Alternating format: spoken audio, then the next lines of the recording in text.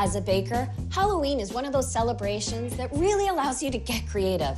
Think crazy colors and spooky shapes. You can have so much fun with it. So if you're having a Halloween gathering, well, I've got 3 stupendous, spooktacular recipes for you. Starting off with my I Want My Mummy mini chocolate cupcakes, because who doesn't love a cupcake?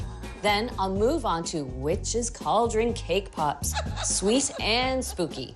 And finally, I'll wrap things up with Spider Macaron, a spooky take on a French classic. But let me jump right into these little adorable mummy cupcakes. It's a chocolate cupcake topped with a Swiss buttercream frosting. I start off by sifting a cup of all-purpose flour, along with half a cup of granulated sugar and half a cup of Dutch processed cocoa powder here. I need a teaspoon of baking powder and a 1/4 teaspoon of baking soda, and then sift this all together. Now I'll set that aside while I combine my wet ingredients. So I need half a cup of light brown sugar, and I'll put that in a separate bowl, and I'll measure 1/3 of a cup of milk. 1 or 2% is fine here. A little bit of oil, 1/4 cup. I need some sour cream now, half a cup. Use full fat. A single egg, and a teaspoon of vanilla.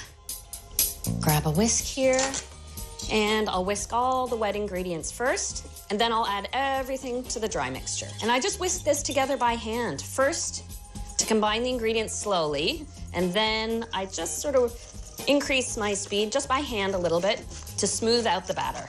There we go, that's nice and smooth and shiny. So it's ready to scoop and bake.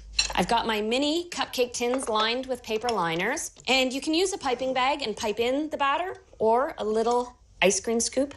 Makes tidy work of it. So you only fill these cups halfway. When I'm planning Halloween treats, I always plan quantities. I live in a neighborhood that has tons of trick-or-treaters.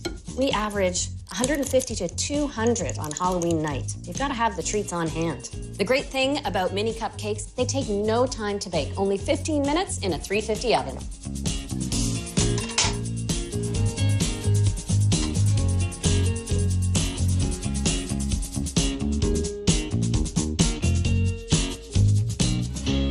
These smelled so good when they were baking, and I let them cool completely in the tin. And once they've cooled, they're ready to decorate.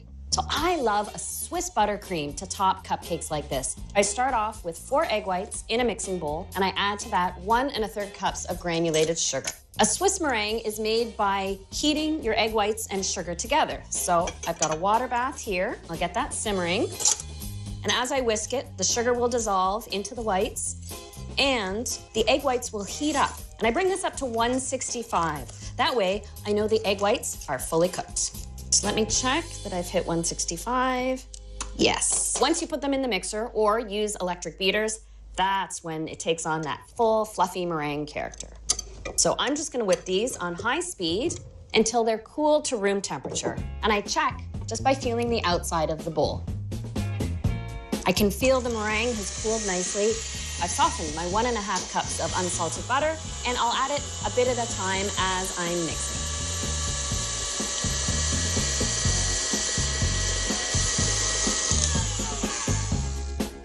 After you've added the butter, you want to give your frosting a good 2 to 3 minutes on high speed to really mix out. While I've got the mixer paused, I'm going to pour in 2 teaspoons of vanilla.